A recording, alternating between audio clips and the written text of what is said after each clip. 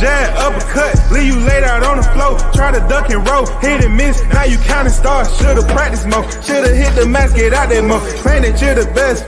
You gotta show me, son. Actions over words, baby boy. Is you real or what? Talking way too much. World come back sports. Talking way too much. World come back sports. Talking way too much. World come back sports.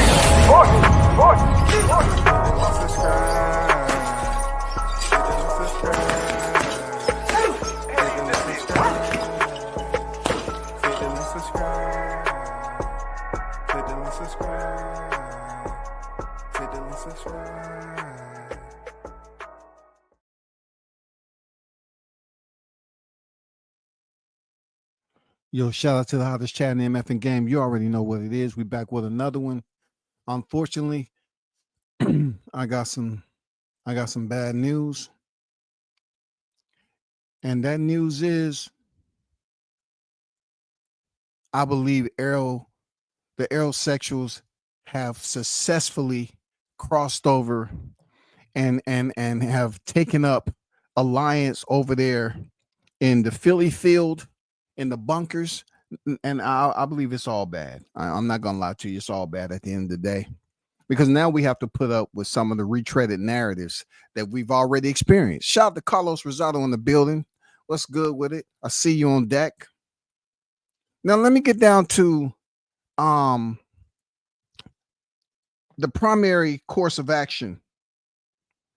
There's a lot of talk that's going on, right?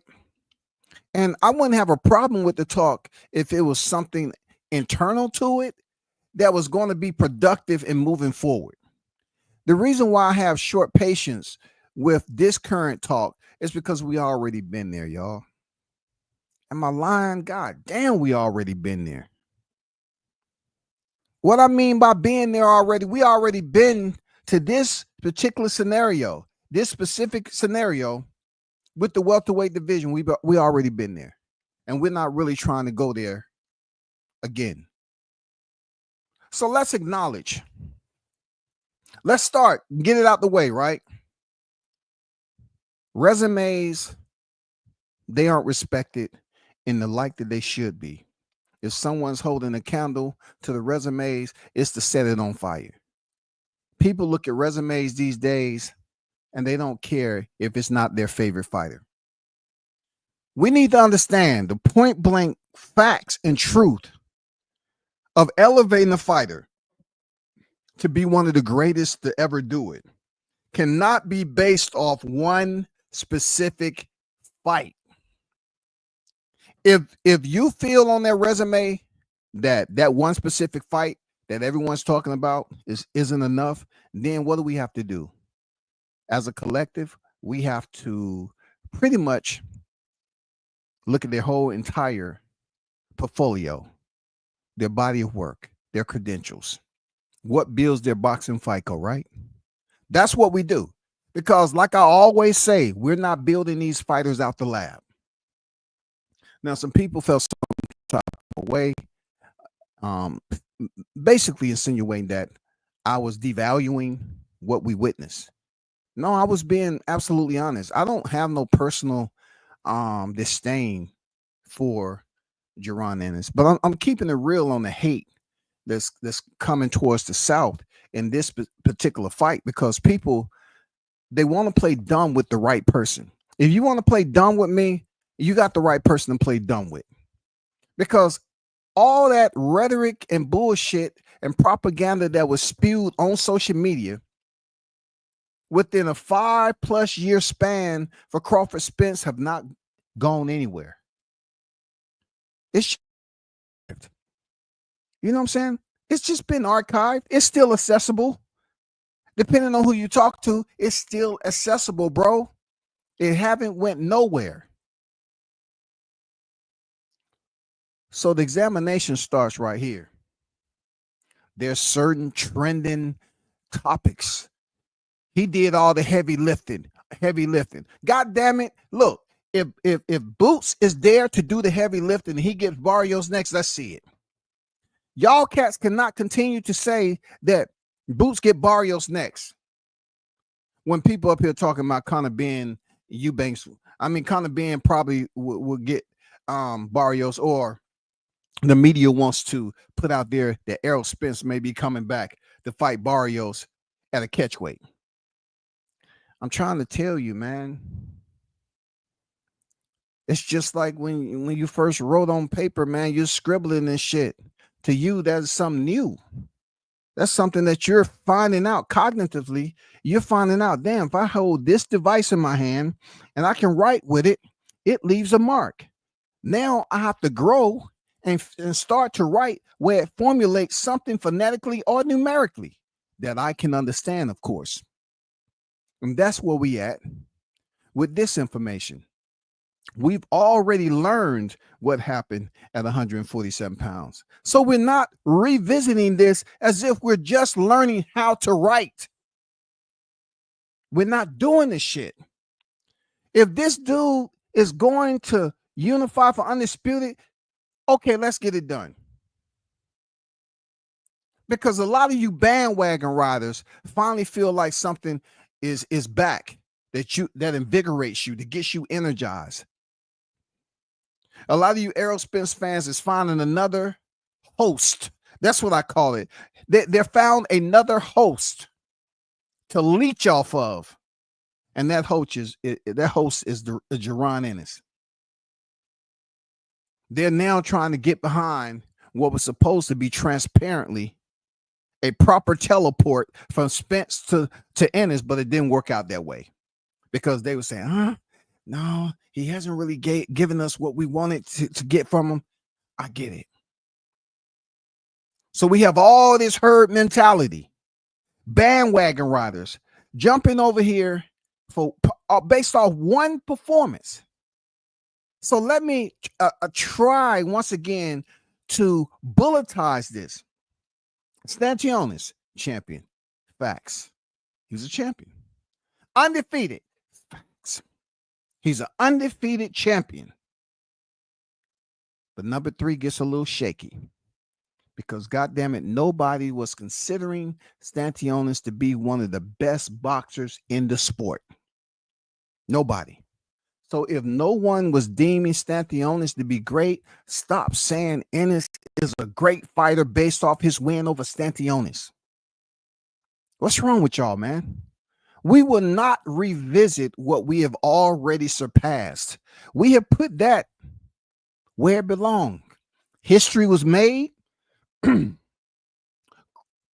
Bud Crawford became the first 2-division undisputed. That has been recorded, registered, and that will always be a part of his legacy. I know at one point in time, Crawford said he didn't need Errol Spence to get into the Hall of Fame. He didn't need him for his legacy. On the flip side, Errol Spence will be a part of Crawford's legacy because he took his belts. I said it. He took his belts, man. He took that man's belt. He took that man belts with parentheses, S, parentheses again, air quotes, underscore, anything you want to. He took that man's titles. He took the WBC, the IBF, and the WBA. When it comes to this new resurgence, a bandwagon herded sheep that's done left the pasture and their goddamn shepherd is looking for their ass. Let's not start talking about the fantasy shit all over again. There's no need for you all to shit on the other 2 champions and then attempt to retrace history as if you don't know what the results was.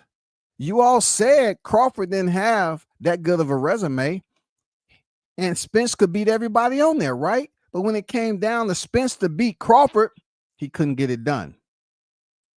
So now you have, in 2025, you have a new guard. Finally, we get a unification bout. That doesn't mean that guy is the king of the division. The king of the division hasn't been quite established yet. But if we're based off paperwork, it's Barrios. He has the better resume. Everybody else is still in developmental zones. Though we have 2 belts remaining and Jaron Ennis is a unified champion, I cannot put him in the same position I did Spence when it came to Crawford. Because even with him having 2 belts, Errol Spence went in the backyard of Kell Brook and got the IBF, which was formerly in the possession of Sean Porter. Then he fought a 2-time champion in Sean Porter to pick up the WBC title. Are we talking about Yordenis Ugas? We do know what Yordenis Ugas, who he's been in there with, right? You get my drift? When you talk about Ugas stepping in there with Spence, he had already earned the win over Manny Pacquiao. He had already earned the win over Manny Pacquiao, man. Are y'all understanding that? He had already earned a win over Manny Pacquiao. Then you must talk about the other fighter that's also going to be in the Hall of Fame. You have to look at the resumes and say Yordenis Ugas had the WBA title with a Manny Pacquiao 8-division champion on his resume. Now we can just stop at Manny Pacquiao and say, that's it. That's it. We don't have to go any further. Right? I'm talking about the individuals that are sitting up here saying that so-and-so is great, but they're not looking at how Errol Spence's resume panned out and why certain people were saying that he had definitely a better resume at 147. Because Errol Spence beat a Sean Porter has a common opponent of Errol Spence. That collectively basically complemented the whole entire unification of Errol Spence. Yes, Errol didn't get a chance to fight Manny Pacquiao, but Ugas did. Right or wrong? Ugas had an opportunity to fight Manny Pacquiao. That has been the last fight that Manny Pacquiao has had up to this point when he went in there and fought Ugas. Before Ugas fought Manny Pacquiao, he had a Sean Porter on his resume. You know, he had the Thomas Delorme, the Ray Robinson. I'm just saying, Ugas was that guy.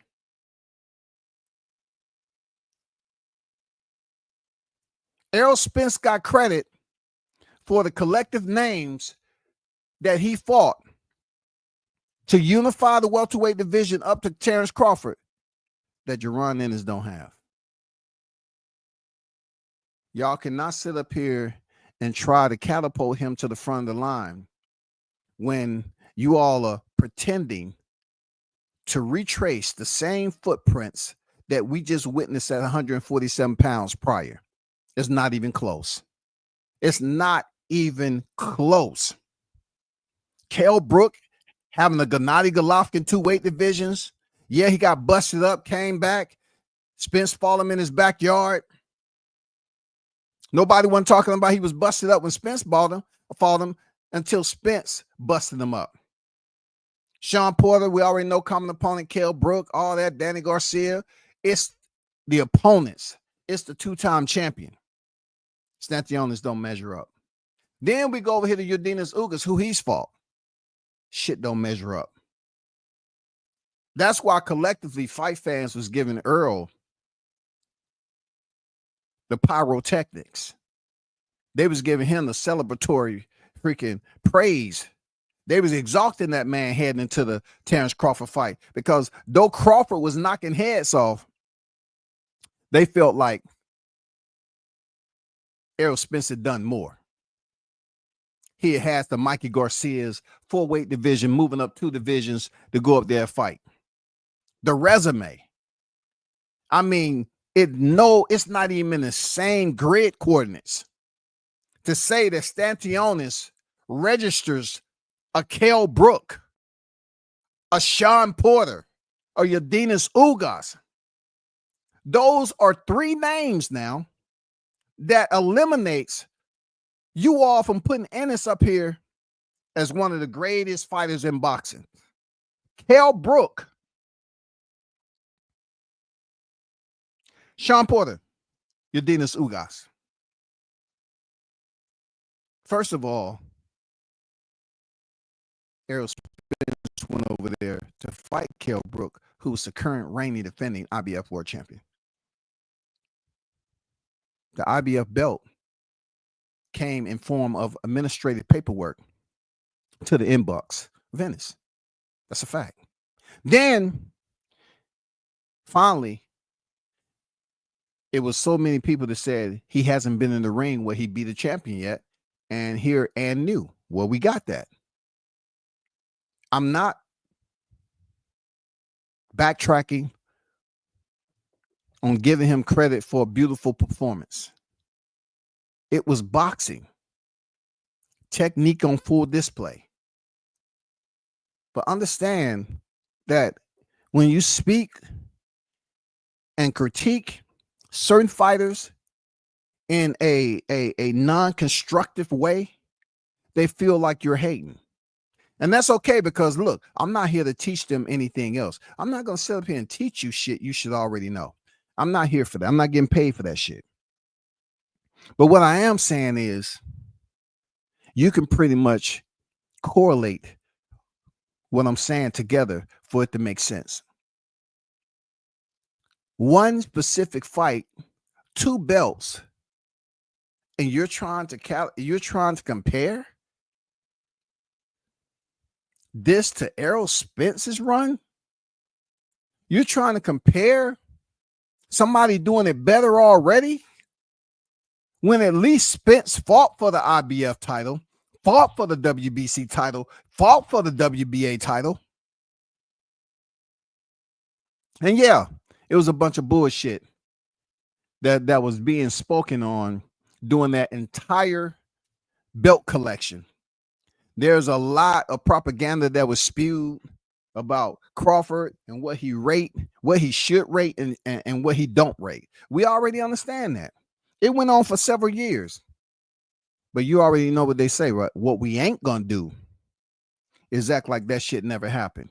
What we ain't gonna do is pretend like that win or Ennis is on the same level of Errol Spence. That's untrue, y'all. My thing is, it's a fact with the sharpest tip, the sharpest, that we knew Errol was going to fight Undisputed at the welterweight division. That was a fact. Yeah, it was this, that, and the other, and all that. We didn't know this, and this. It was a fact. It got to a point we knew that we was going to get welterweight Undisputed between Crawford and Spence. We knew it. In 2025, the new age bullshit that we going through is people are creating brush fires on topics that doesn't warrant it. That type of attention. They're creating brush fires to bring attention to potential fights that may not happen. 1 minute, they want to talk about him sweeping through and he'll beat everybody at 147. But then we hear the same bullshit about how long he's been in 147 and can he sustain making the weight cut at that weight class as he get older. See, fight fans sometimes want to ignore putting certain fighters in the same bear trap that they put the recent era of Crawford and Spence. Put them in the same clause. Put them in the same clause, man. See, we're not going to have no Oklahoma meeting where, like we seen with Crawford and Spence, about Hey, man. Hey, when they say I beat him, they say he stayed in the division too long. They say he was weight drained. We're not going to have that encounter. But what we know for a fact is have similarities in the duration or how long this particular fighter Ennis has been at the division. He's been there for a while. He has just below outside of 35 professional wins. So therefore, when someone is getting older, it's no different than what we were saying about Crawford. It's no different than what we were saying about Spence. Spence was always heralded as a weight bully at 147 pounds, and that's okay. But what I'm not trying to hear is how big Ennis is in the ring, and no one's mentioning weight bully. Nobody want to talk about these new, anointed fans. They don't want to talk shit about no damn weight bully. It's amazing how they leaving that shit out. Then they want to talk about, well, yeah, he'll beat all the other two champions. And he'll sweep through 154. Are you out your mother effing mind? They up here saying this dude will sweep through 154 pounds. Didn't you hear Hearn say that? They up here saying nobody can beat him. So all the smoke at 154 pounds and the one little ember that dropped down and gave you that phone call, you chose to turn it down to fight Stantionis? I thought boxing was a business. So we had to pay Karen to have the fight in Philly. You had to take less money for Stantionis to fight in Philly. What is going on here? Am I juggling some state of confusion? Am I juggling balls of confusion here? Am I performing for a circus? What am I looking at? Where's all this paying less money when you're telling people that you want to unify the 147-pound division? Or you want to unify with someone specific? Because I just don't get how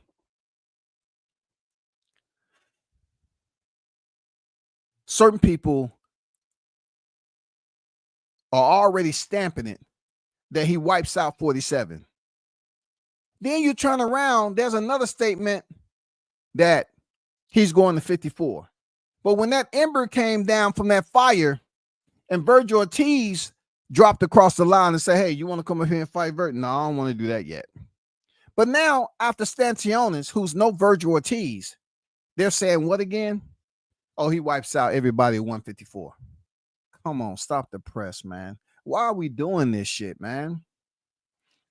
Ennis was just in his fight before with Karen and saying he was contemplating moving up to 154. He was unsure of himself. Me, myself, you heard me say that Ennis should have the best performance of his career, being that he doesn't have to admit to the omissions of the rehydrations clause. He didn't have to adhere to that. And he went out there and he looked great with said name opponent Stantionis. Now, as boxing fans, we hear like, okay, what looks obvious should absolutely be next. And that's not. Eddie Hearn quickly said we had Gilsoff. Like, what does that dude have to do with the equation? Another easy fight in Philly? For your 35th professional fight? Who the fuck is looking for him? Who, man? What, we got two Karens, now we about to get two Gilsoff? I mean, come on, man. It's smoke and mirrors at the end of the day. Them motherfuckers foggy as hell. Man, if it ain't gonna be no Undisputed, I would behoove people to just stop talking about it. Extract and jettison it from your conversation. Because I have serious doubt. This is not like the Crawford Spence doubt. When it came down to money. No. Because the reason why I have doubt is because I didn't hear other champions' name being mentioned in the post-fight conference. Not even Barrios, not even Norman. We heard Gilsoff. It's okay for Eddie Hearns to say, well, Ennis will wipe out this division. Okay, but we also know he's getting older and 147 pounds. And when you're getting old in your 30s, as long as you've been in the division, we already seen what happened to Spence. Even Crawford admitted that it was tough for him to make 147 pounds, right?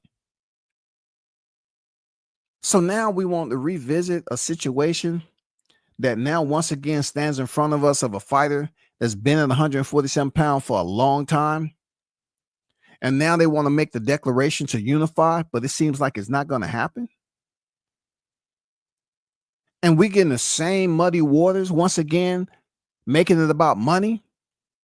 Ennis said, Norman is not that good, right? Ponder that thought. Ponder that thought. Does that give you that type of reflection? Does it take you back to having an epiphany? Isn't that what was going on that they said about Crawford? Oh, he ain't fought nobody. Yeah. Same shit. He ain't fought nobody. He beat everybody on his resume. Who is he fought? He ain't fought nobody. Same shit, right? So therefore, this is quite the opposite, though. You know what I'm saying? This is quite the opposite because we know Errol Spence and Terrence Crawford was much more decorated, had more traction behind them, had more steam behind them, had more popularity. They both was on the pound for pound list. Right now, with what we're seeing at this specific division based off one unification bout, is we have a dilemma. Is Boots going to stay at 147 or isn't? Is he or isn't he? I would suggest that people don't be a part of the Sesame Street show again and volunteer to be puppetized. That's all. Don't show up and let them put a hand in your back for the same shit we already experienced in 2023 and all the years that led up to that shit. Do you know how far away this unification happened? If they want to talk about money, if they want to shit on how good a fighter isn't, you know how far this shit is? It doesn't make any logical sense. It ain't happening. It ain't happening, to be honest. I don't see it happening. He already have another fight lined up, not the name of Norman Jr. or the name of Barrios. So we're in the 2026, easy.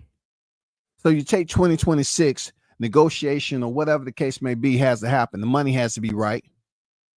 People are not going to sit up here and kowtow just because they want to make it about money. It's great that Eddie Hearn is building up Ennis in his backyard. But for the fight community, once again, we have a potential unification for Undisputed in the 147-pound division. That has to go all through the rigmarole, the red tape, all the unnecessary bullshit, instead of us learning from 2023 and being able to make this particular Undisputed much more smoother. That's not the case. It seems like people are not educated based off what we witness. We've seen 175 Undisputed. We're about to see Canelo go in here and become two-time Undisputed at 168 pounds, unless the soul of Buster Douglas is in the building. We've seen 135-pound division, multiple people pass those straps around.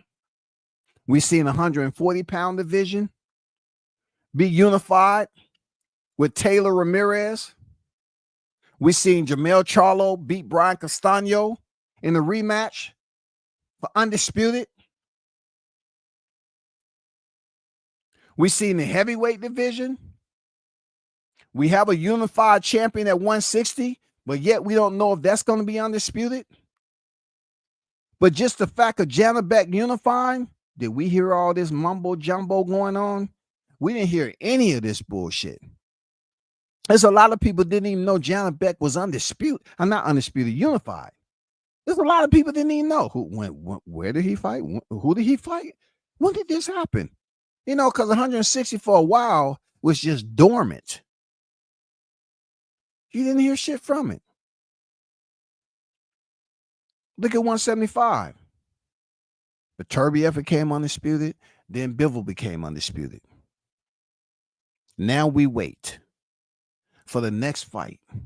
And it's not going to be for undisputed because the sanctioned body stepped in. And one of the belts had been gone. But at least we was able to see 2 undisputed fights. So you tell me, why is it so difficult for us to see 147 pounds again? We've been through this road before. We paged through the chapters of this book before. We know what the index looked like. If you're going to say a fighter is really not that good, then why don't you fight him? I'm just, you know, both index fingers to my ears, not trying to hear this shit like a little kid. Because we done heard this saying over and over again on how fighters try to downplay fighters. I mean, they try to downplay names in their division to accomplish a certain feat that they have made a declaration for. And when you say, just like Spence said, Crawford, I'm coming for that effing belt. Well, all we heard from Ennis is he gonna become undisputed, right? Then what's next? What's next, man? What's next, man? Put Philly on the map. What's next?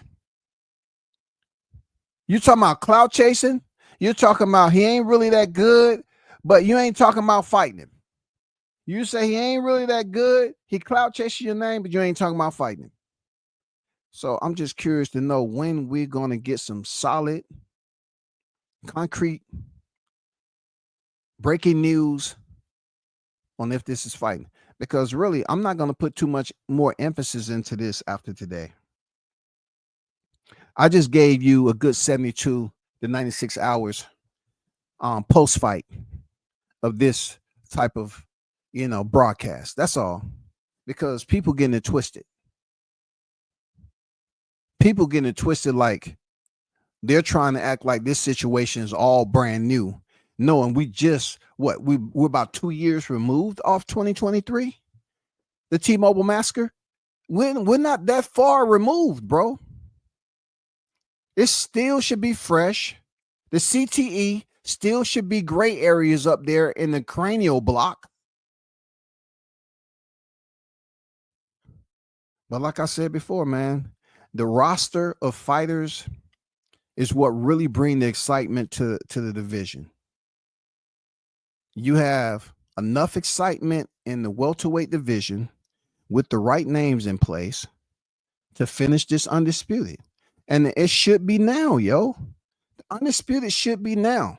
Why would Eddie Hearn worry about him having a fight in Philly, not said name fighter Norman Jr., who has already said, you have to pay me to come in his backyard.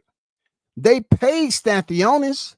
They paid Corinne. Why? Is it because he's black? I'm trying to just reach in the dark here. You know what I'm saying? Because everybody they say is black once the lights go off. I'm just telling you. That's what they say. Yeah, everybody, a black. You cut the lights off, people black. Everybody in the room black. Is it because he's not the right skin tone? I mean, he's a light-skinned dude. I mean, probably him and you know, some of them other fighters' boots of fault. I'm just saying he's not far off, right? We know Boots don't have that many black fighters on his resume. I'm just trying to figure out, like, you say a person's not that good, but Eddie Hearn is trying to set you up for another fight in Philly, which pretty much tells us you're probably going to stay with Matchroom. Granted, if you earned another title, you might have locked yourself in anyway. So why build up Philly with an opponent that the Philly fight fans who are cut different? They got history over there with the Philadelphia boxing grid. It's different type of boxing history there. Why are you going to sit up there and bring them a fighter that they don't fucking want to see? They don't want to see no gears off over there, just like they don't want to see Karen. They don't want to see that shit. You can't bring Bam Rodriguez over there as a co-main event anywhere to boost the attendance. See, y'all trying to sit up here and say, "Oh yeah, he did $1 million gate." Let's not do Bam like that. Let's not do Bam like that. Because I told you all, Bam Rodriguez is going to steal the show. I said it's not going to be too many times that Rodriguez is going to be on the co-main event of Jaron Ennis. And was I right? He wasn't back for another co-main event because he's too big of a name. He's too big of a name, bro.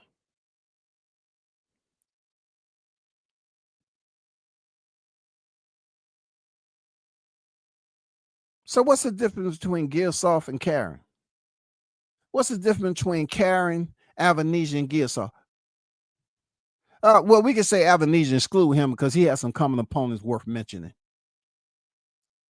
But we're gonna go off Gilsoft's last win that we just seen this weekend, just because he fought on the undercard. We doing that shit again? I mean, come on. Look. I'm gonna be honest with you, bro. You should have just got down fought Rashidi Ellis, bro. At least y'all got a little bit of history trash talking each other on the same fight card. But once again, he's black. Jaron Ennis brushed him off. Didn't want to give him the time of day. Who is he?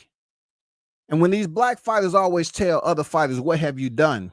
You got to ask yourself, if you're asking that black fighter, what have they done? Then you need to ask yourself, what did this next fighter that's not black do to get on your fight card, to grace the square with you? What did they do?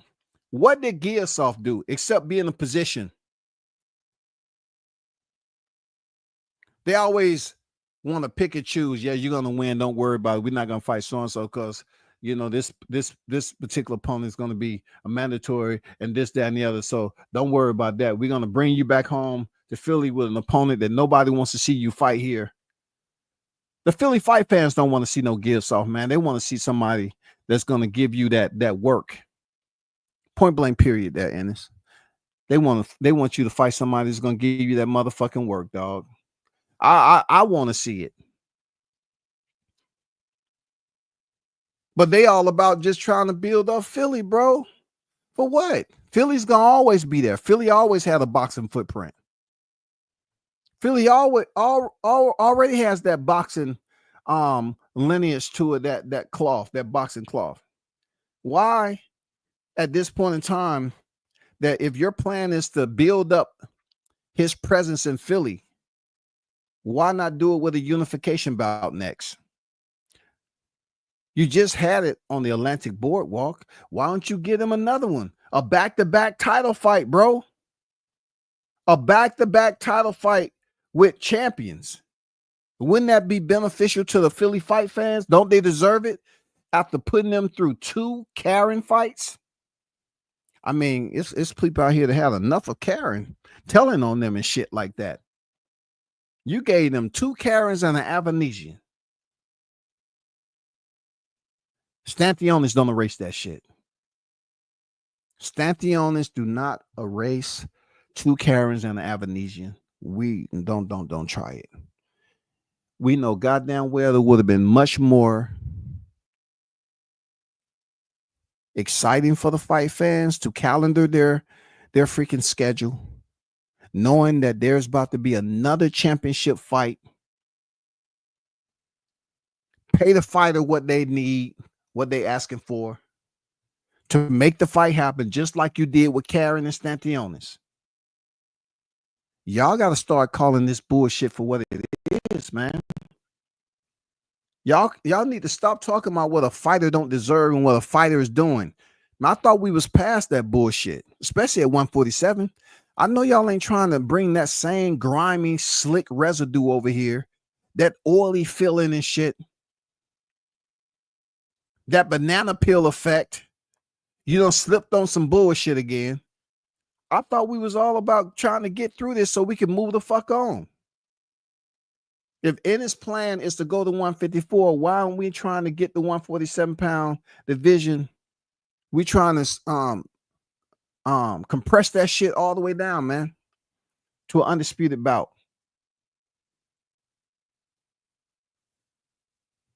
Because if you look at it,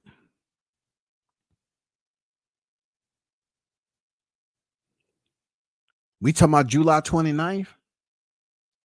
We're about to be on the second year. And for this shit to reach 5, that's what it's looking like. It looked like, I'm gonna be honest with you, it looked like it's not gonna happen. But we already about to, roll up on 2 years of that historic moment at T-Mobile Arena. We're just waiting on another fight, which would be great, because I believe people do understand it takes 2 fighters to tango, right? And if by chance Boots is gonna fight for the third 3/4 of the unification, it would be good to have it in a neutral territory. Eddie Hearns can say all this, he's selling this ticket. We heard that shit before. We heard all this shit before. We heard the ticket sales. We heard that. That shit is old freaking news. We heard it already. We already heard about it. We already know how the ticket sales can be manipulated, on how people can purchase bulk set of tickets and resell them or hand them out as come. We heard all that. So when you saying a fighter is doing this, and this, come on, man. Put him on pay-per-view. If he's doing that much, put him on pay-per-view. Stop bullshitting. Put the guy on pay-per-view, man. That's when you determine and have sustainable evidence that this fighter is a ticket seller. He's a superstar now. Put him on pay-per-view. He has that many fights. 28 years old this year. Put him on pay-per-view. Take him to Vegas. Have a fight on pay-per-view. Forget all the fluff and smoke and mirrors and, saying we're going to have a Philly fight here. We're going to build them up and build them. Hearns is just feeding you all, spoon feeding you all a bunch of crap, man. Spence and Crawford for Undisputed was in Vegas. If you want to talk about, taking a different route and the WBO not being last, but it's the next fight, I think that fight has enough steam behind it to be in Vegas. I do. If Ennis is this guy who has the momentum, okay, cool.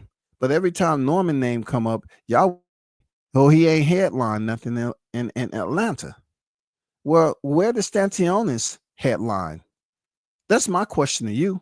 When did he headline in Lithuania? Somebody explain that. When did Stantionis headline here in the States and Lithuania? Where? Where did Koran headline? Where did Avanesian headline? As the A side. Where? If y'all can't bring me this information, then let's not try to dissolve a future opponent, all because deep down inside that you ain't gonna fight him.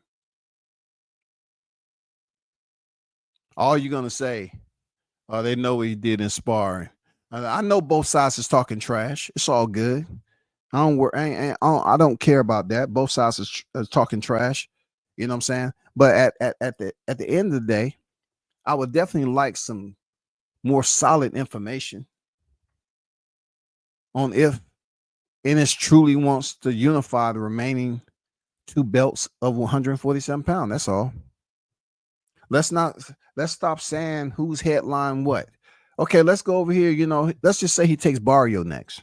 We know Barrios has been in some damn main events. Okay, he picks up Barrios' belt, right? So what's gonna be next? You gonna talk about so and so ain't really that good, or you gonna try to make the fight? I mean, we passed all the bullshit talking. If your end game is to unify welterweight division, then saying that a fighter is not really that good, it's just like people saying what? Well, you heard Crawford. Crawford say that Errol Spence, he ain't getting in the Hall of Fame. You're doing the exact same shit, these fans. You're saying, oh, he's diminishing his entire resume by saying that Spence is not Hall of Fame worthy. Then what is this when you say so-and-so ain't really that good? Y'all gonna say, oh, well, Norman was a champion. But before the fight's even taking place, you say he ain't headlined in the A. You have to make up your mind how you're gonna build this up. Is it gonna be built off a strong foundation, or are you gonna build it off something that is soggy when wet, fragile? You can't walk in this area unless you're a certain amount of pounds. Oh, when it rains, we need to make sure we put the tarp over it because that foundation is pretty fragile. It starts to get a little soft and given when it gets wet. You know what I'm saying? I mean, come on, man. Let's not do that shit. This is gonna be my final day for a minute talking about this bullshit because I truly have lost confidence. Not this type of losing confidence like it was Spence and Crawford, but I kind of lose. I'm losing confidence in this fight because they've already inserted another fighter that quickly. Like at least with Errol, we know straight like that. Boom. He fought Sean Porter. What's next? Yordenis Ugas. What's next? You know what I'm saying? And after he fought Ugas, yeah, Crawford ended up having another fight with Albanesian due to negotiation. That's it. But then they got back to it and they got in the ring and fought. We're not going through that shit again. We're not doing it, man. The fans don't want to go through that cloud of smoke no more, man. They're not trying to walk around here with masks on, for, just so they won't smell all the foul odor coming from this freaking topic again. Ain't nobody trying to go through this shit. I mean, you gonna box or not? If this is supposed to be the new common of Roy Jones, you know what I'm saying? All the greats in one. If you're saying he's supposed to be the immortal one, then go ahead and move up to 154 then. There's no need for you to stay in a division where you have fighters that really haven't fought in recession, great fighters. But at 154, at least you have some names like Fundora, who's fought the Tim Tszyu, who's been in there with other name opponents and is a certified unified champion, right? You have the Murtazalayevs. You know what I'm saying? You have the Murtazalayev that's been in there and proved that he is him. Even though he fought somebody that already, had the feet on their record, but the method for which he did it. Of course, you got Bud that was up there, but he's had to fight Canelo, and it's uncertain on what his itinerary looks like once that his hand is raised in September.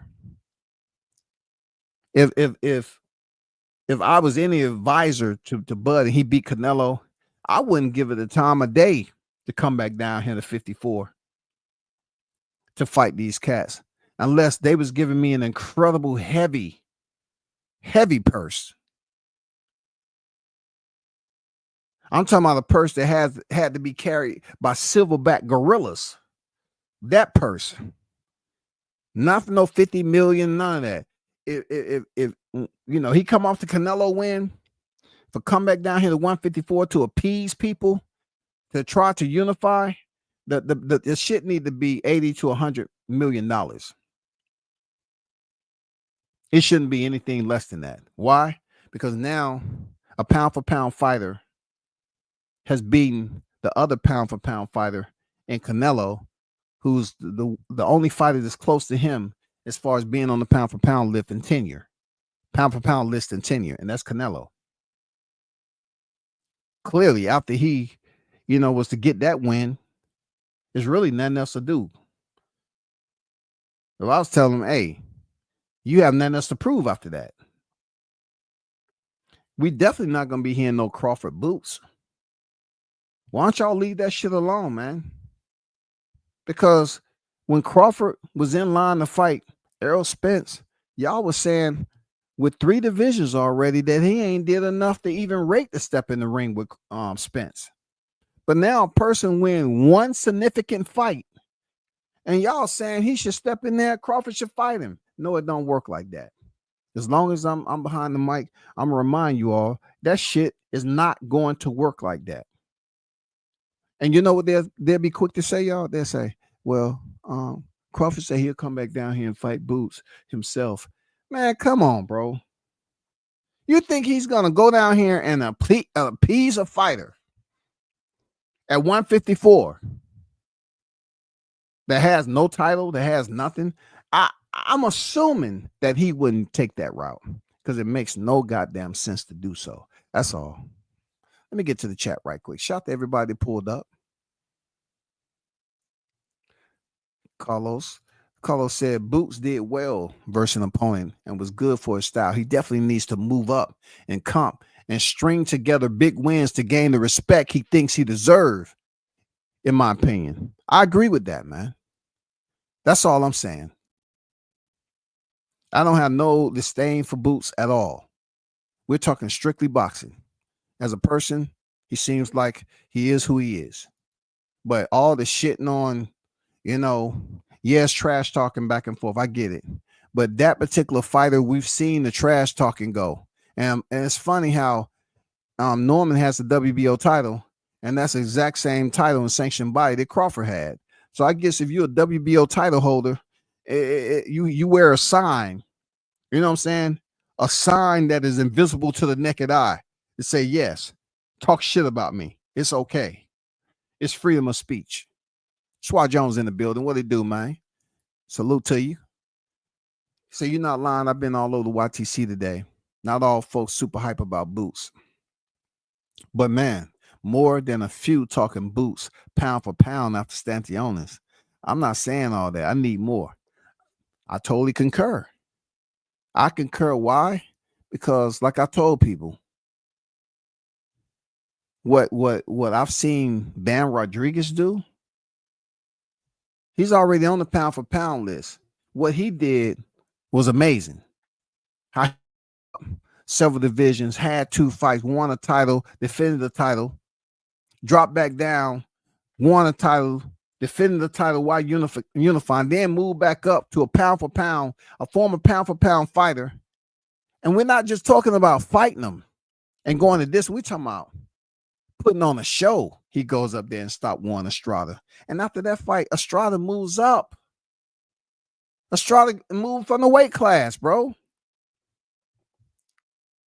But they want to act like this man should be on the pound for pound list for a fighter who wasn't even considered pound for pound. How does that fucking work? At least Errol Spence and Crawford was on the pound for pound list. But how does that even work? How do you justify that move? To say that a fighter should be on the pound. Devin Haney swiped the remaining belts. He had the WEC. He beat Kambosos twice in his backyard, pound for pound. I don't know why the man ain't on the pound for pound based off a flawed, ped-induced no contest. I don't know why he's not on pound for pound. But guess what? He beat Kambosos twice. Then, on top of that, he defended it and then defended again against Lomachenko. And the wild part about it, Lomachenko has more divisions than Devin Haney, but Devin unified, which is a feat that Lomachenko still to this day haven't been able to complete. It's certain things like that that says, yes, you should be on the pound for pound list. And Boots haven't did it.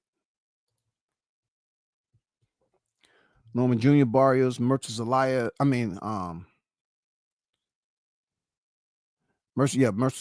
Virgil. Can he get one of them? That's what I'm waiting on. I think Virgil and Myrtle, but the phone call already came in for Virgil, and it was a strict no. So I'm curious if that done changed, because that would be a good fight, right? That'd be a good fight for him to lock up with Virgil. People want to see it. I'm down for it. You feel me? I'm down for Virgil Ortiz, Boots Ennis. I told people I like Virgil's style. It's just when people start talking about Virgil, now they want to compare him to Crawford all the time. That's all. For several years, all we heard was Gamboa, Gamboa, Gamboa, Gamboa, Gamboa, Gamboa, Gamboa, Gamboa, Gamboa, Gamboa. He heard him. He heard him. What are you talking about? Something new? No. 9 years to the day, Gamboa hurt Crawford. That's all we want to talk about when it comes to Bud. But they don't talk about Virgil Ortiz being dropped, having problems with Green Machine, right? I don't take anything away from him, except I do believe he can be knocked out. But he's shown that he's durable. You have to get credit for durability. Virgil has shown that he's durable. He can rise to the occasion, right? You get credit for that. They always said, hey, one way we grade the fighters' will and how great they are is how they fight through adversity.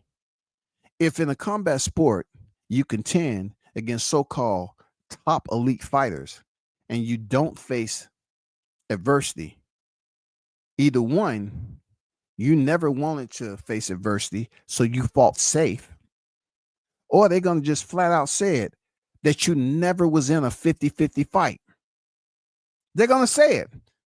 You never was in a 50-50 fight. And guess what? Boots was never in a 50-50 fight all the way up to this point. He's never been in a 50-50 fight.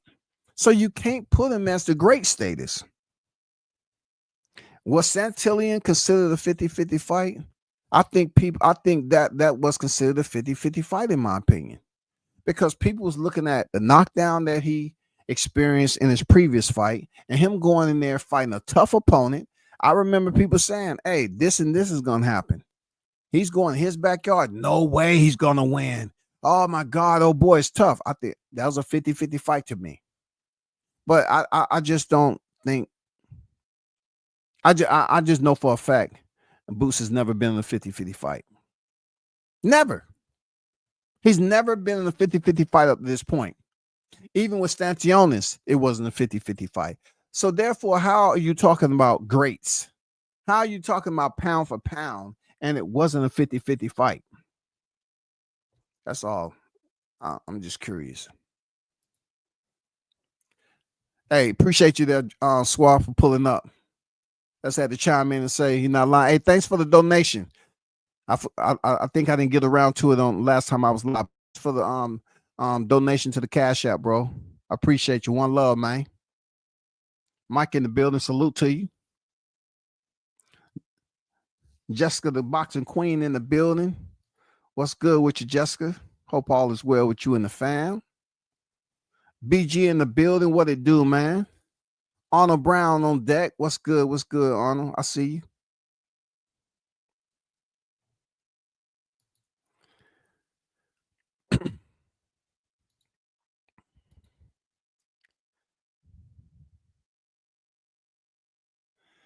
Let's scan through something that's eye-opening. It should be eye-opening for all these people who had all these thoughts, right? And they thought they had it figured out.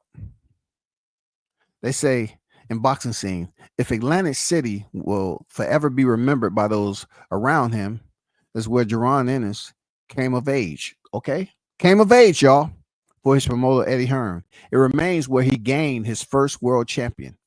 All right? That's why Eddie Hearns is all smile, cheesing. You would think Eddie Hearn had a mouthful of goddamn sliced cheese, provolone, Swiss, yellow, the way he was smiling. Cheese just dripping all like he was munching on some nachos. It says when Darren Barker, to whom Hearn remains close, climbed off the canvas to outpoint Australia Daniel Geely and win the IBF middleweight champion. Hearn had, for the first time, taken a fighter to world level and onto sanctioned body. It says, first we brought him here to fight Sergio Martinez. And then we brought him back to fight Daniel. Hearn said of Barker. Okay? It's weird to be back. I've actually come back since with Gavin Reese against Adrian Broner and Lee Purdy against Devin Alexander. But there's obviously the first big fight. I remember being there for Froch Ward, and it was more than half empty. And that was the final of the Super Six. And I just remember looking around. When you're reading stuff and talking about fighters that have boxed there and stuff like that, I'm pretty proud to fill it up because we are a British promotional company. And we've got people coming up to us here who work for Visit Atlantic City and the venue saying, I just want to say thanks. This is massive for us. What a chance to start bringing boxing back here regularly. It's a strange place in the respect of it's empty. And then all of a sudden, bang, Friday night, Saturday night, particularly the places. Wow. We took a punt leaving Philadelphia because we've done 14,000 and 12,000 strong crowds. Boots was. We've been there twice in 6 months. We should switch it up. It was a punt coming down here. It paid off. So he felt that he should switch it up and bring Boots somewhere close still to home. No problem with that. No problem with that. It's okay to switch it up. That's what he's supposed to do as a promoter.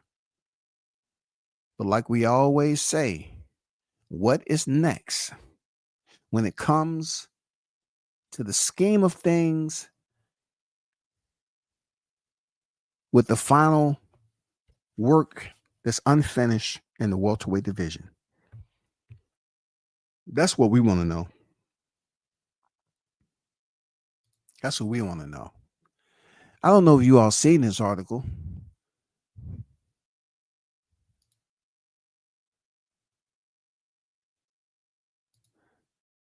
Let's go for a quick little stroll, of course. I like going back. This is Boxing Scene. Boxing Scene has an article that said Ennis and Hearn tell Barrios and Norman that they should dare to be great. Dare to be great. It says Jerron Ennis and Eddie Hearns have called on world champions Brian Norman Jr. and Mario Barrios to go toe-to-toe with the newly crowned welterweight king and crown undisputed champion 147. Okay? Ennis, 34 victories, 0 defeats, 30 KOs, separated himself from the pack in spectacular fashion on Saturday night in Atlantic City, forcing WBA champ Stantionis to retire after 6. This is what was said. I don't want to sound repetitive, but I've been saying when I fight top of the line guys, that's when you will see a whole different me, said Ennis. When I'm in the ring, I'm in a happy place. And when I've got a top guy and I'm fighting for something, it's a whole different story. No one can mess with me. Now, I remember you trying to say in the midst of saying maybe you should move up to 154 that it's your level of competition. It's hard getting up for this guy, right? That's what he said. It's hard getting up for that competition. But there's a lot of people up here giving Karen a lot more credit for going the distance with you twice with only one knockdown in 24 rounds. In 24 freaking rounds. In 24. Deuce Cuatro. 24 rounds.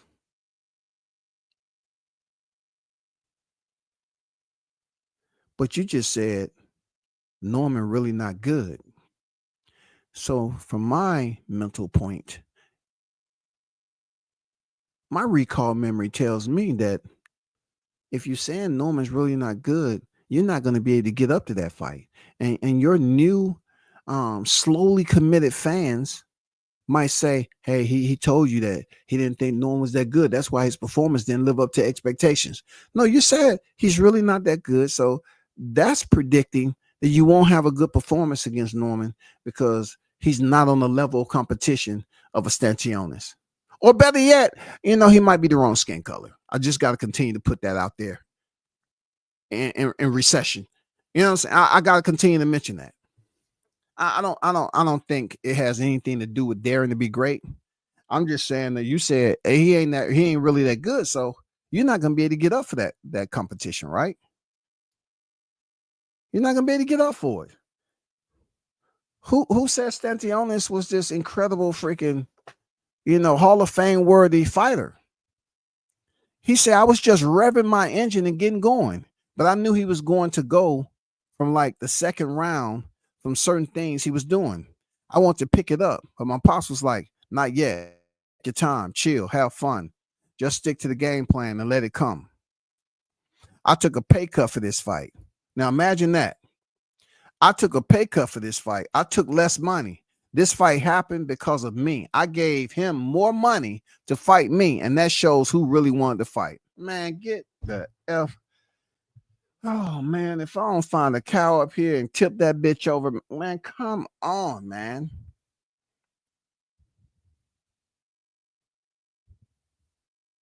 It make you want to go slap a wasp nest and just stand there.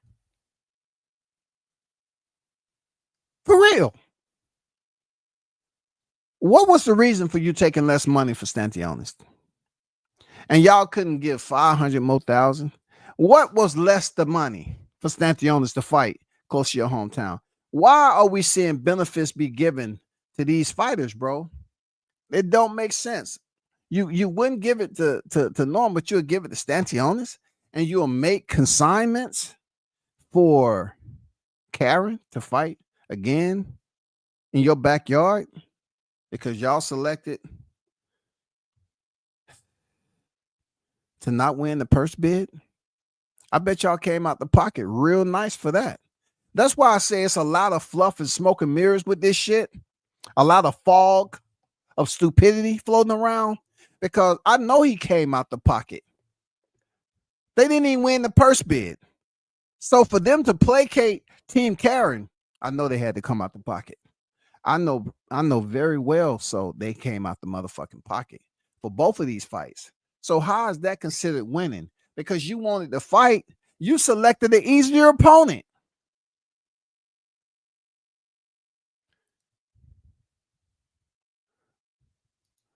Once again, Imantis Stantionis, 5'8", 68-inch reach. Okay? Let me go over here right quick.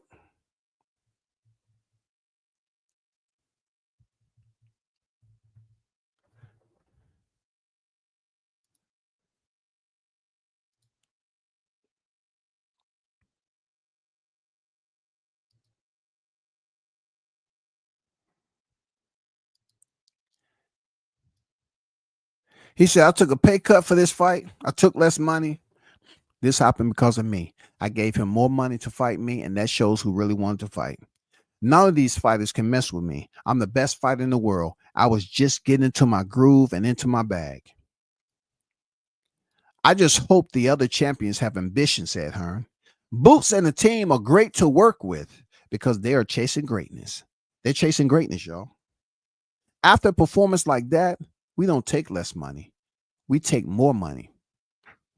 Huh? The other guys, they will get paid, but they have to show ambition. It's just money, money, money. What about trying to be number one in the division? So I'm assuming that was Eddie Hearn's word, right? So when you're saying the other guys have to show ambition, how does Stantionis show ambition when Boots said he showed he wanted to fight? It seemed like Boots was willing to show ambition unless it's a flat out lie. Unless it's a flat out lie. Stantionis didn't show ambition. You catered to him. You paid the toll so he can cross the bridge. How is he showing ambition? When Boots say he took less money, that ain't ambition. Come on, man. See, people just up here be talking all that damn, putting all that banter out there and don't even be giving a damn about what they saying, bro. The other fighters out to show ambition. No, that tells me the other fighters, we're looking for you not to worry about how much money Boots didn't get, but how much money you're not gonna get. So you have to show ambition to want to take this fight and just take what we give you. That's what that talk sound like. That sound like a lot of civility right there. And that civility talk right there. Capitulate, inferiority, subordination. Yeah. Yeah. Yeah. That's what that's saying. Because how in the hell Stantionis showed ambition when you all catered to him and he took less money? How is that? Somebody explain that to me. Boots said he showed he wanted to fight, but yet Eddie Hearns is saying from here on up is what? He said the other guys, they would get paid, but they had to show ambition. He said Boots and the team are great to work because they're chasing greatness. After performance like that, we don't. After performance like that, we don't take less money. We take more money. We don't take less money. We take more money. We don't take less money. We take more money. It seemed like you picked the easiest freaking champion, paid him, and now you want to make it difficult for the remaining two champions. That's what I'm transcribing from this in Braille. That's what I see. He's just putting it out there already that, yeah, we're going to make it extremely difficult. And see, they're going to make it about, oh, so-and-so's pricing themselves out. They don't want the fight, so we're moving on. Man, we done heard this bullshit before. We done heard it before. It said, with all due respect, hold up for a second. He said, with all due respect to Brian Norman, he just boxed for about $150,000 on the undercard of Mikael Mayer and Sandy Ryan. If we go back to Wells Fargo Center in Philadelphia now to unify again, Boost will fill the whole place. 18 to 19,000, unquestionably. There's money in the pot, but you have to show ambition. Okay, Hearn, I understand that you are the mouthpiece, but people told me that place wasn't packed. Okay? Okay? That's just like hearing Joshua fighting in Wembley Stadium. Oh, Joshua's going to pack it out. Not unless he has a name. Not unless he has a name. The only time he ever packed that out really was when he was in there with Klitschko. Vladimir Klitschko. This is no different. Back at it again. He want to talk about 150,000, but we know goddamn well he's been known to purchase tickets. A bulk load of tickets. We already know how that distribution works. I was asking about, hey, how does it look in there? Just like I do a lot of fights. And people send you screenshots. I don't want to seem petty, but he's talking about packing it out, man. Stop it, bro. Just because you want to say, oh, so-and-so's did. Hey, ask anybody who's been following boxing long enough. They'll tell you how that process works. It goes on to say, I spoke to Bob Arum, and he made it clear to me that they want to try and make the fight. There's probably close to 10 times the biggest payday of Brian Norman's career to fight Boots. If you don't want to get in the ring, you might as well retire from the sport, because what's this all about?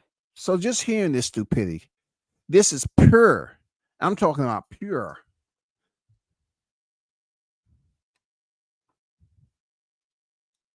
I'm talking about raw bullshit. Fresh sewage. Why would somebody that young not get one fight and retire from the sport? Tell me that. Can somebody explain that scenario to me, please? What error in judgment would recommend just because someone makes it difficult for you to be able to come to a conclusion in negotiations that you should retire from the sport? That sounds stupid. That sounds absolutely stupid. I don't give a damn who it is saying it. It sounds stupid. He said that kind of payday to fight the very best in the sport to prove yourself as a pound for pound great. Stop with Twitter, stop with Instagram, grow a pair of balls and come and be in one of the biggest fights in the sport. Wells Fargo, back end of the summer, early fall. Let's make it happen. So arguably, they're talking about Norman, I guess, Norman Jr., I guess. It said last time they said we're not going to Philadelphia. Okay, yeah, they talking about them. So pretty much they said they was willing to go to Philadelphia if you paid them the right amount of money, right? Where do you think the money comes from? This is not about being disrespectful. Norman is a great fighter. So he's a great fighter now. But you just said he fought on the undercard of Michaela Mayer and Sandy Ryan. So y'all need to make up your mind. Booth say he's not all that great a fighter. He's not really that good. But Hearns say Brian Norman is a great fighter. What y'all need to do is get on the same sheet of music. I swear, y'all all over the place. But don't you want to make great fights for the sport? Boots is not losing at 47. He's not losing at 54. He's not losing at 60. Watch what he does in the next few years. He's going through all division. Bravo, bravo. The mouthpiece is spoken. Bravo. Bravo to Eddie. You know, Eddie is good at what he does. For real. Eddie is great. It doesn't make me feel any type of way. I'm not perturbed about Eddie and his garrulous type of activity that's going on. I don't care. It's just certain human beings will process that as if it's quality, nutritional value, and it's not. It's not. It's just a generic brand of trash talking. That's all. He said, I think the greatest achievement of any fighter is to be undisputed. I don't know the ins and outs of how Boots felt at the fight, at the weight, but certainly at the weigh-in, he looked extremely comfortable. And that was always part of the chat after Karen. It's time to move up. I would have felt like, really, we haven't done our job if he moved up without unifying the division. I will concur with that part, that he looked great at that weight against set name opponent. He did. He didn't look like he was tired. He didn't take too many breaks at all against the ropes. He did his thing. He shined. But I did see remnants of what he did against Avanesian. I mean, we've seen it. But this time he powered through. You know what I'm saying? When he was shining, he was on, he was on. You know what I'm saying? I'm not going to talk about how many times he got hit. It's boxing at the end of the day. But, you know, the performance value that he put on was very entertaining. But, you know, when you listen to Eddie Hearns talk and they're mentioning and they're sending subliminal SOS signals out to Norman, now all of a sudden you want to talk about money. We're going to take more money. That's telling, you know, if you listen to Eddie long enough, he will tell you everything you need to know. He's pretty much saying Boots took less money for Stantionis, but now all of a sudden Norman Jr. and Barrios need to show ambition when Boots didn't show ambition by taking less money from Stantionis. Does that make any sense to y'all? How can you show ambition by surrendering and taking less money from your opponent when you are considering yourself to be the A side? Oh, you was catering to the Lithuanian in your hometown.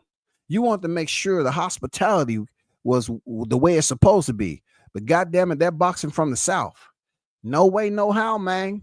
We're going to treat you like they do in the South. You may not experience, but ask your daddy. Your daddy probably know what it was down here in the South. How you think you're going to come out the South in my backyard and get all these luxuries? You know that ain't happening. We all about to get her done up here in Philly. And when that shit won't be tolerated bringing that Southern mentality up here. Just read in between the lines, read the lines. Ambition, y'all. He said the next two champions have to show ambition to take less money. That's pretty much what he said. He didn't verbally say that, but I'm saying you have to be ambitious enough to take less money. They said they were willing to come to Philly, but they wasn't going to take that little bit of change he was offering. Now you all are on record as taking less money to fight Stantionis.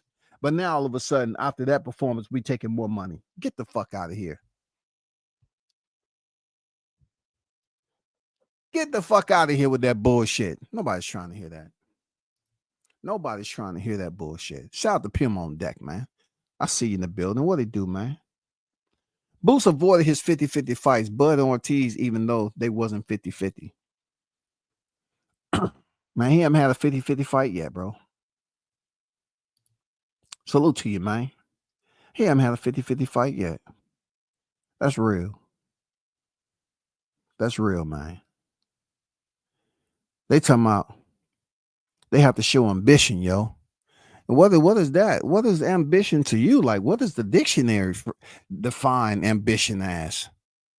What does the dictionary define ambition as? What biblical term for ambition?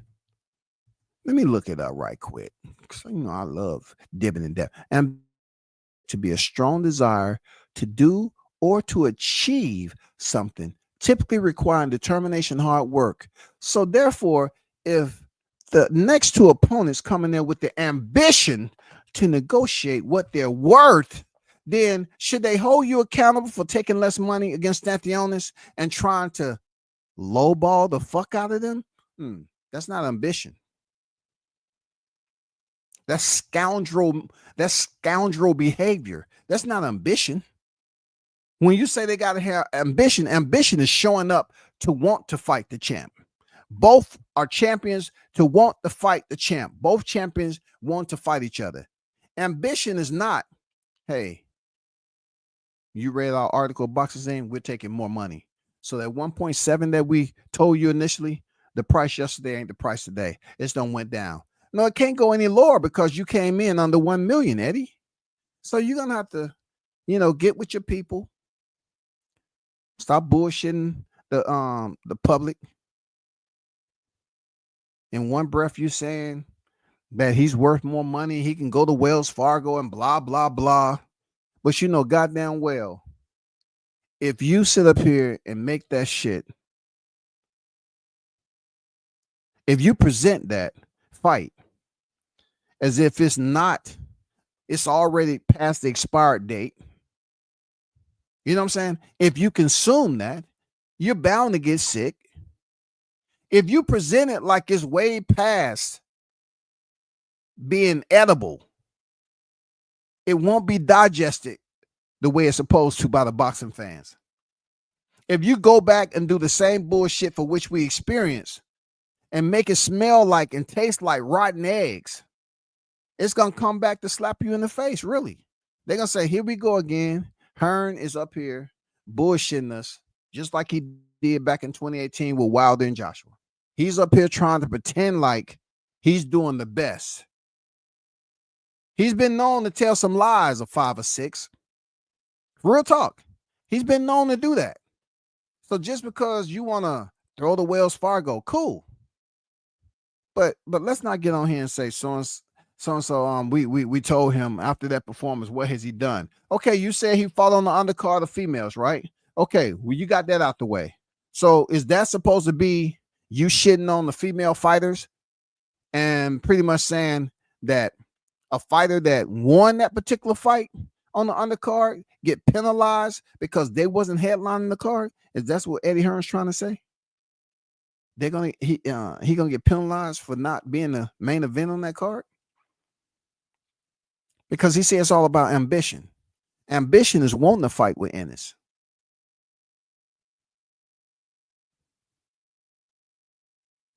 Intelligence from a logical standpoint is pretty much what Team Norman did the first time.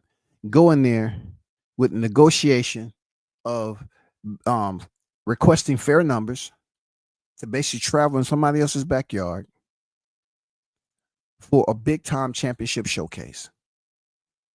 You can't say it's a prize fighting sport and boxing is a business if when it comes down to the business aspect of it, you want to act like this is foreign.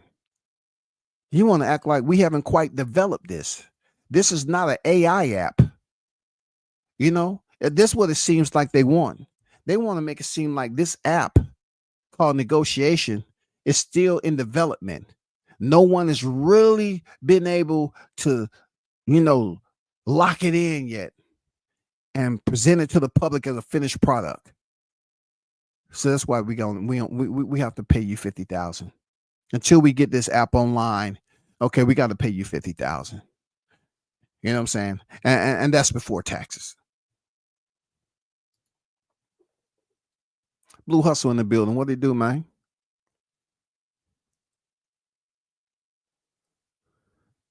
Boots could have fought Norman and just gave him a little bit more money he was asking for. That's all I'm saying, man.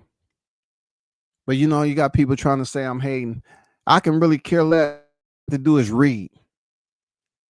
That's all I'm saying, Blue. All they got to do is read. He's up here bragging about giving Stantionis taking less money for Stantionis, but telling the other two champions to have ambition when they come to the negotiation table. And also to insert that they say they're going to take more money. So how do you plan on making the fight if Boots is pretty much saying what? He want to be undisputed. So in order for you to be undisputed, nobody wants to hear all this lowballing shit and then take the media. We send them 3 offers, they turned it down. We send them 3 offers, they turned it down. We send them 3 offers. 3 offers, we send them 3 offers, they turned it down. And you can send somebody 3 offers or increase the goddamn value amount by $1. It doesn't mean they're going to accept the damn request, man.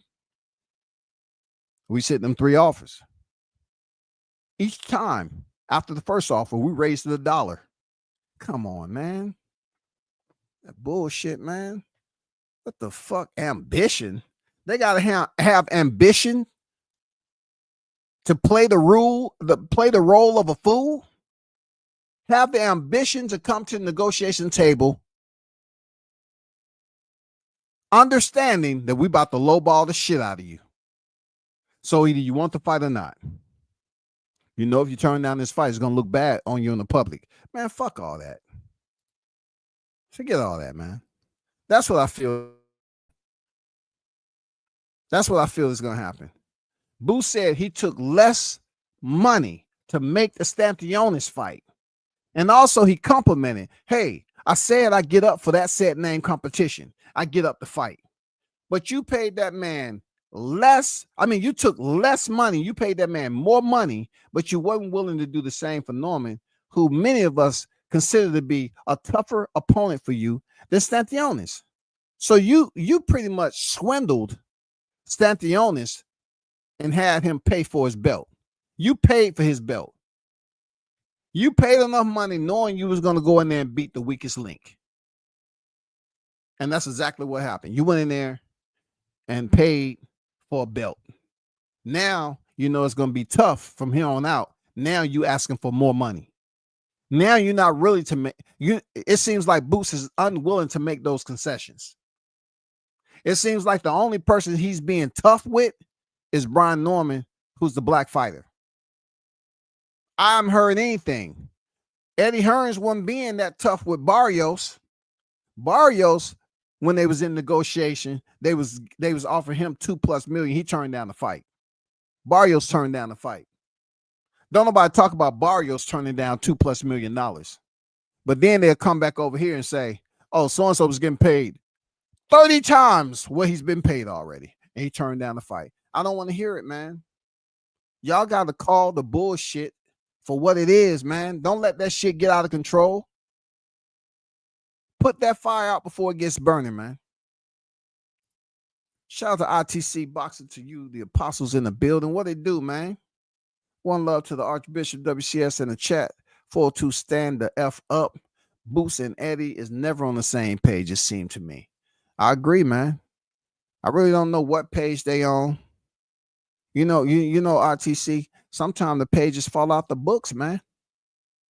You know, sometimes people rip pages out the book, man. You might have 4, 5, 7, damn, 9, 17, 20. They got some pages missing out. I know. It's for a reason. Those pages, we just don't want you to know what was on them. Yeah. When we rewrite these certain pages, we're gonna put some new info on them, and we're gonna get some super glue and paste them back in there. For now, yeah, just keep on reading.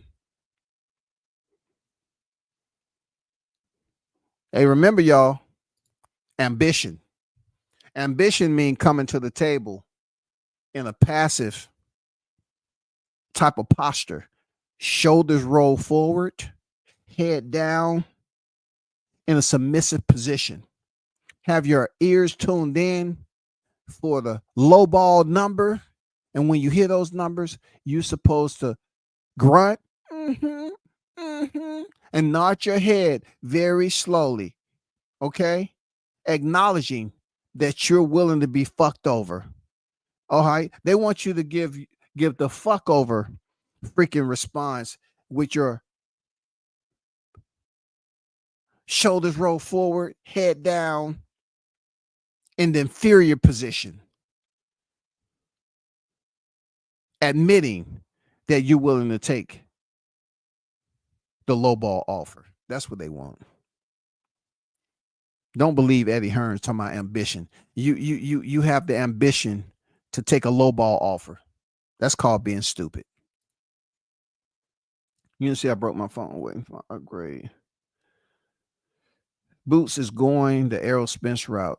Yeah, he said, you know, Norman is not that good, but yet they paid Stantionis more money and they took less. But now all of a sudden, based off that performance, they're saying they're going to take more money moving forward. But yeah, Boots has been on record as saying he only get up for certain fights of the quality of competition he's in there with. So Norman ain't that good. That means you about to look mediocre once again. So pretty much you're saying, I want to go in there with a mediocre fighter, and also I want to pay him mediocre pay. Why? Because he was on the undercard of Michaela Mayer and Sandy Ryan. Man, come on, man. We done heard this shit before. We've heard it before, y'all. But hey, shout out to the hottest chat in the MFing game, man. Appreciate y'all for pulling up and supporting. Hey, hit the button on your way out. One love. I'm out. Peace.